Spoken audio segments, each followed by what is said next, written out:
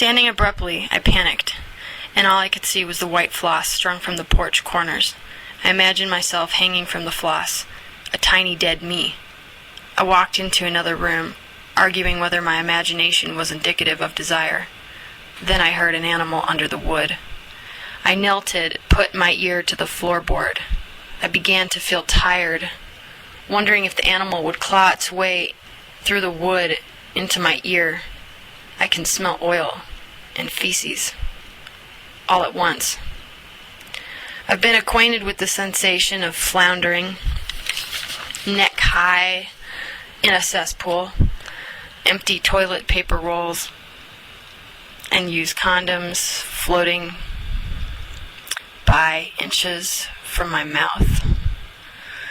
It turns out the animal is a paper bag stuck under the porch and there's some wind. God. All I want is to push my penis inside the penis inside that girl I like. She's not special, just easy to talk to or not talk to. I want to see her yellow and pink flower dress wrinkled over her hips. I don't look at her face, but I feel comfort in her body. I want to securely fasten her head with my cock. I want there to be a marching band. I want to glare. I want to scowl. I want her to swallow my cum. The porch door opens.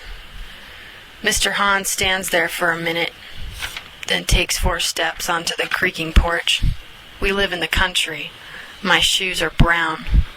Hans asks me what I'm doing.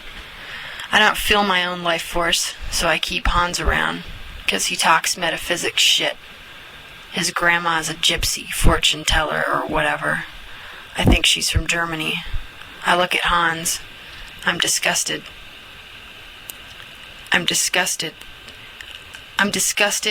that he would ask when I clearly have no account of myself. Get a life, I say.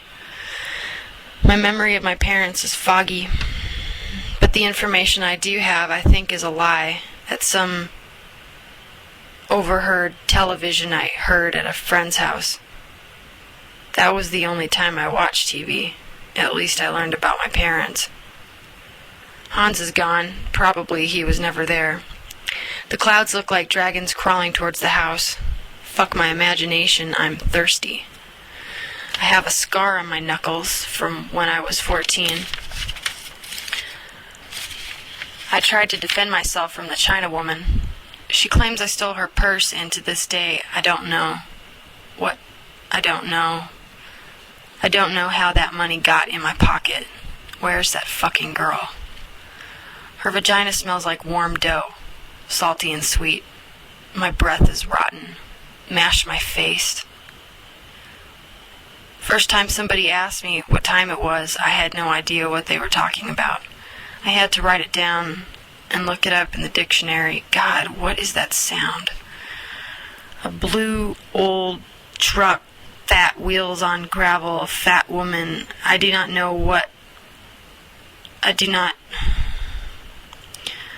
fat woman I do not want to fuck, but would anyway, climbs out. It's time for your appointment, Jack. I mentally undress her. It's exhausting because at the same time I add clothes to her. When it's all said and done, I've lost my erection. She's fat. Carol gets closer. Her cheeks are red balls on a placid lake, cream pie, souvenir shop, old America, unchanged. She has a basket. Hurry up, she says. There's something black in the empty milk jug. It catches my eye. Suddenly I forget where I am and Carol doesn't miss a beat, grabs my hand. We walk together down the steps, a quick walk, more like a single movement, to the truck. The toad hops near Carol's foot. I think of the high heels of a mean, cowardice young woman piercing the toad's body, because people are crude and majestic. If I could make people say what I want them to say, that'd be the day. Until then, her head fastened securely to my cock, Carol ignored. Carol shifts her weight around, seated and starting to drive. I don't think. The house gets smaller, and then rows of trees guarding the wilted fern perimeter are poles. I want to suck a child's, I think, then disagree. Carol puts a tape in. If women are so pretty, why don't they have wings? They always look too happy or too sad. Butterfly wings, with colors. Oh, stop it, says Carol. It's just not that serious. We try to do right, try to enjoy ourselves, and the rest is out of our control. I never said there was a problem. I notice my surroundings, notice myself, and in red oil slicks, that's what it looks like.